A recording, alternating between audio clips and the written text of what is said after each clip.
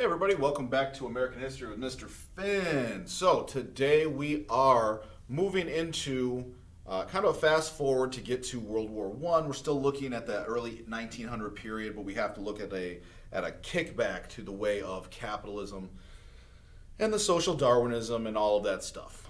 So let's just get right to it. It's going to be an effort or a progressivism is not really a theory, I guess, but it's more of a movement. And this movement, this progressive movement, is anti-big business in a way. That's the best way to that's the main point of it, is anti-big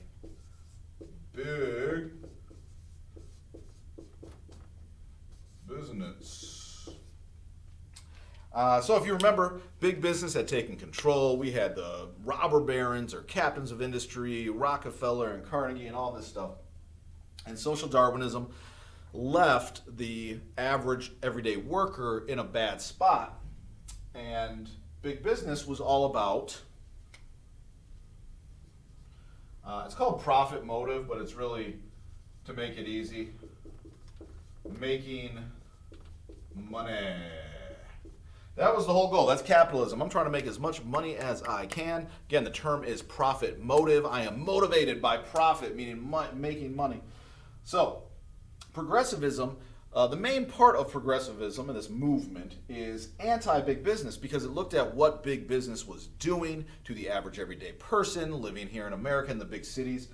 But it also had things you could include, prohibition in that and some other things. I don't know if the charity reform, purity crusade, so prohibition, nativism was a thing that we did talk a little bit about. But what we really need to get in with progressivism, just the idea of it, is that this is taking hold in the early 1900s.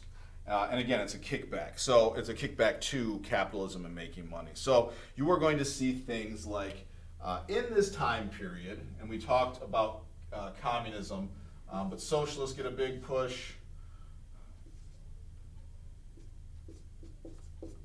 Socialists, you're going to see suffrage movement, labor, reform. What does that mean? Think of it as workers' rights. Let's reform, how the workers are treated and what they're doing. Again, charity, suffrage with women, social welfare.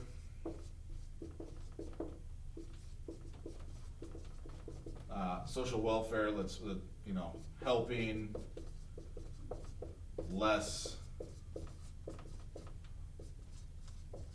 fortunate. And the poorer people of society, so social welfare programs. So if you remember, there was no regulation during this time period with capitalism. So big business, I'm going to get out of the way.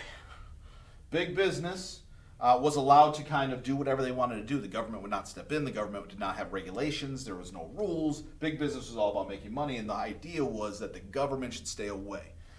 So again, this is no government. Yuck, we don't want government. However, we're leaving people behind. And so, during this progressive movement, we're going to see people start to say, listen, this isn't cool. I don't like my job. I feel like big business is taking advantage of me. The rich people just keep getting richer. There's just more poor people. They're taking advantage of us. So we are going to see increase in progressive time period.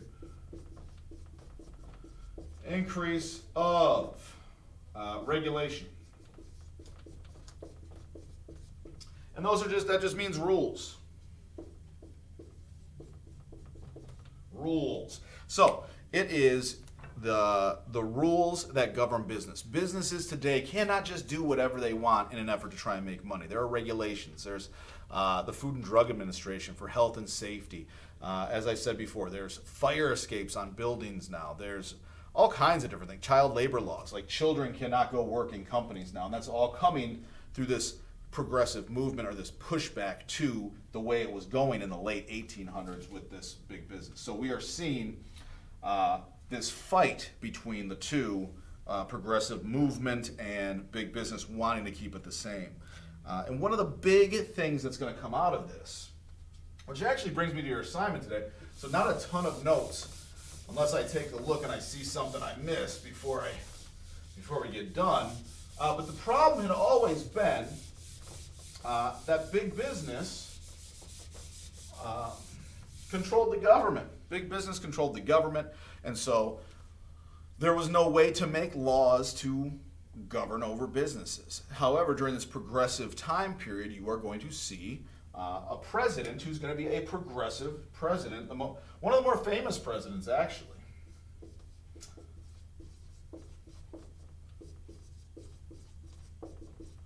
Theodore Roosevelt.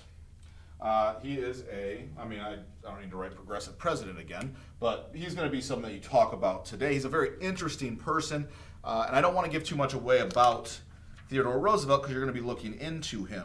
So the next thing that we're going to tell you know what, something else that I want to talk about today that we kind of go over quickly, but that does it with progressive. You'll tell me about Theodore Roosevelt. The idea is really just to understand the progressive movement is, again, that pushback to big business. Yeah, so we're good here. We're fine. So let's concentrate on Theodore Roosevelt, or Teddy Roosevelt. So he is going to become president. He's a progressive era president. Again, he does a lot of things to stand up for the poorer people. He is also something called an imperialist, because there is an imperialism thing going on. Now, what is imperialism? Let me just tell you, because it's not super important to where we're getting yet. We do a lot more things around the world, but I do want to at least address it now, just so we know that we're starting to do this as the United States of America. So, again, in 1900, America starts to, the only way to say it really is branch out. Branch out where? Across the world. So during this time period, the United States of America becomes a world power. We start to go around the world and get involved in other countries' politics. Imperialism is this, it's not a great thing. However, it does make the United States of America again, world power. And so this is happening during the 1900s. We have a lot more to do across the world as we get into the 1900s, so we don't necessarily need to really be concentrating too much on imperialism. I just want you to know that is taking place in this early 1900s. And Theodore Roosevelt was about it. He was strong man, but he was all about like the workers and looking out for the people. That was the aura that Teddy Roosevelt gave off. So to get to your assignment today, I can get this imperialism stuff. As long as you know, we are becoming a world power by the time we're getting into 1900. What I really want to know is about Theodore Roosevelt and what you can find about him. I won't quite go to 10, let's say 7 facts about him. 7 facts about him, and those facts should be, there'll be a couple sentences, so I don't need to specify that. But that's what you're doing. I want you to look up Theodore Roosevelt. I want you to give me 7 facts about him. We may or may not talk about him. He does have a saying, speak softly and swing a big stick, I believe, is what his claim to fame saying was. But he does a lot of stuff. He's a very interesting person, and that's why I want you to find 7 facts about Teddy Roosevelt. That is for your assignment today. And then we move on, because I want to we really got to get going here as we get here into the end of March and into April. Just for me, okay, good. So we're about to get into World War I, which means we're in a good spot, and we can fast forward to, it just goes bing, bing, bing for us along the way moving forward. So 7 fun facts about Theodore Roosevelt today, and I will see you next class.